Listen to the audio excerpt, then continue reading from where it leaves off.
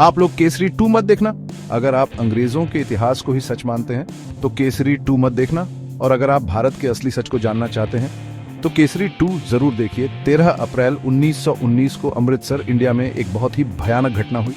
ये जलियांवाला बाग नाम की जगह पे हुआ। ये घटना, जिसे जलियांवाला बाग हत्याकांड कहते हैं, भारतीय इतिहास का एक काला दिन है। उस दिन ब्रिटिश फौज ने निहत्थे भारतीय लोगों पर गोलियां चलाई।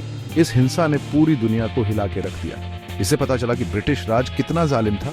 आज हम उन लोगों को याद करते हैं जिन्होंने अपनी जान गंवाई, और उनकी यादों का सम्मान करते हैं। जलियांवाला बाग हत्याकांड भारत की आजादी की लड़ाई में एक बहुत बड़ा मोड़ था। इसने ब्रिटिश राज के असली चेहरे को सबके सामने ला दिया। इसने भारतीयों के दिलों में आग लगा दी। आजादी की चाहत पहले से कहीं ज्यादा बढ़ गई। जलियांवाला बाग की याद आज भी कई पीढ़ियों को प्रेरित करती है। ये हमें आजादी और न्याय की अहमियत याद दिलाती है। जलियांवाला बाग हत्याकांड को समझने के लिए हमें समय में थोड़ा पीछे जाना होगा। इंडिया कई सालों तक ब्रिटिश राज के अधीन था। ब्रिटिश ईस्ट इंडिया कंपनी ने इंडिया के ज्यादातर हिस्से पर कब्जा कर लिया था। उन्होंने भारत के संसाधनों और लोगों का शोषण किया। बहुत सारे भारतीय ब्रिटिश राज से नाराज थे। वे आजादी और अपना राज चाहते थे। 19वीं सदी के अंत में भारतीय स्वतंत्रता आंदोलन ने जोर पकड़ा। महात्मा गांधी जैसे नेता उभरे। उन्होंने ब्रिटिश राज के खिलाफ अहिंसक प्रतिरोध का समर्थन किया। भारतीय लोग बदलाव के लिए तैयार थे। वे औपनिवेशिक अत्याचार से मुक्त होना चाहते थे। एक ऐसी टक्कर का मंच तैयार हो रहा था जो इतिहास का रुख बदल देगी। 1919 में ब्रिटिश सरकार ने रॉलेट एक्ट पारित किया। इस कानून ने ब्रिटिश सरकार को भारत में बहुत अधिकार दे दिए। इससे उन्हें बिना मुकदमे के भारतीयों को गिरफ्तार करने और जेल में डालने की अनुमति मिल गई। इस कानून का बहुत विरोध हुआ। भारतीयों ने इसे अपने मूल अधिकारों पर हमला माना। गांधी और दूसरे नेताओं ने रॉलेट एक्ट के खिलाफ विरोध प्रदर्शन का आह्वान किया। उन्होंने शांतिपूर्ण प्रदर्शन और हड़तालें आयोजित की।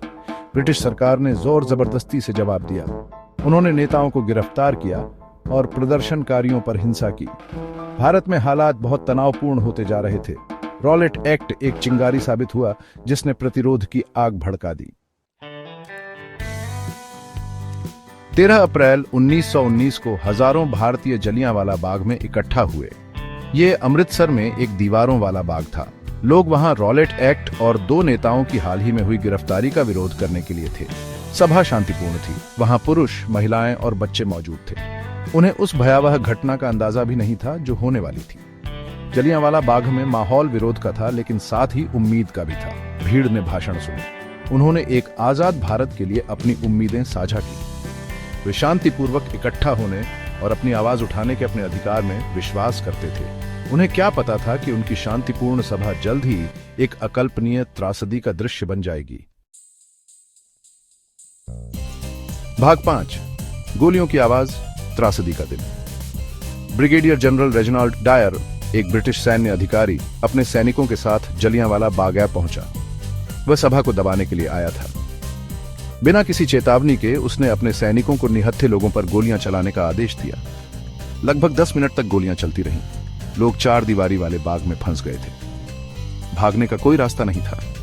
सैकड़ों बेगुनाह लोग मारे गए। हजारों घायल हुए। हवा चीखों और गोलियों की आवाज से भर गई थी। जलियांवाला बाग हत्याकांड हिंसा का एक बहुत बड़ा कृत्य था। यह ब्रिटिश राज के इतिहास पर एक काला धब्बा बना हुआ है। भाग 6, परिणाम, एक राष्ट्र जागता है। जलियांवाला बाग हत्याकांड ने पूरे भारत और दुनिया में सदमा पहुंचाया। हत्याकांड की खबर जंगल की आग की तरह फैल गई। लोग अंग्रेजों की क्रूरता पर गुस्से में थे। हत्याकांड का भारतीय स्वतंत्रता आंदोलन पर गहरा प्रभाव पड़ा। इसने प्रतिरोध की आग को और भड़का दिया। गांधी और अन्य नेताओं ने हत्याकांड की निंदा की। उन्होंने देशव्यापी हड़ताल का आह्वान किया। हत्याकांड ने सभी वर्गों के भारतीयों को एकजुट कर दिया। वे अपनी आजादी के लिए लड़ने के लिए दृढ़ थे। जलियांवाला बाग हत्याकांड एक निर्णायक मोड़ था। इसने दुनिया को ब्रिटिश राज की असली कीमत दिखाई। भाग 7, ऊधम सिंह, जलियांवाला बाग के लिए न्याय की तलाश। ऊधम सिंह एक युवक था जिसने जलियांवाला बाग हत्याकांड को अपनी आंखों से देखा था। उसने उस दिन मारे गए निर्दोष लोगों का बदला लेने की कसम खाई। वह भारत से भागकर इंग्लैंड चला गया। वह हत्याकांड के लिए जिम्मेदार लोगों को सजा दिलाना चाहता था। 13 मार्च 1940 को ऊधम सिंह ने माइकल ओडायर को गोली मारकर हत्या कर दी। हत्याकांड के दौरान ओडायर पंजाब का लेफ्टिनेंट गवर्नर था। ऊधम सिंह को गिरफ्तार कर लिया गया और मुकदमा चलाया गया। उसे हत्या का दोषी पाया गया और 31 जुलाई 1940 को फांसी दे दी गई। ऊधम सिंह को भारत में एक शहीद और नायक के रूप में याद किया जाता है। उनकी बगावत ने आजादी की लड़ाई में कई लोगों को प्रेरित किया। भाग 8, अतीत को याद करते हुए जलियांवाला बाग। आज जलियांवाला बाग अब एक राष्ट्रीय स्मारक है। यह भारत की आजादी के लिए लड़ने वालों द्वारा किए गए बलिदानों का प्रमाण है। दीवारों पर गोलियों के निशान और वह कुआं जहां लोग गोलियों से बचने के लिए कूद गए थे, उस दुखद दिन की याद दिलाते हैं। हर साल 13 अप्रैल को भारत जलियांवाला बाग हत्याकांड की बरसी मनाता है। देश भर से लोग स्मारक पर श्रद्धांजलि देने आते हैं। यह स्थल शांति, न्याय और आजादी के महत्व की याद दिलाता है। यह हमें इतिहास से सीखने और बेहतर भविष्य के लिए प्रयास करने की आवश्यकता की भी याद दिलाता है। भाग 9, इतिहास में एक निर्णायक मोड़, जलियांवाला बाग की विरासत। जलियांवाला बाग हत्याकांड भारत के स्वतंत्रता संग्राम का एक निर्णायक क्षण था।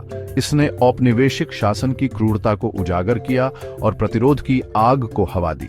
जलियांवाला बाग में किए गए बलिदानों को कभी नहीं भुलाया जा सकता। जलियांवाला बाग की विरासत आज भी कई पीढ़ियों को प्रेरित करती है। ये एक याद दिलाता है कि आजादी मुफ्त नहीं मिलती, इसके लिए लड़ना होगा और इसकी कद्र करनी होगी।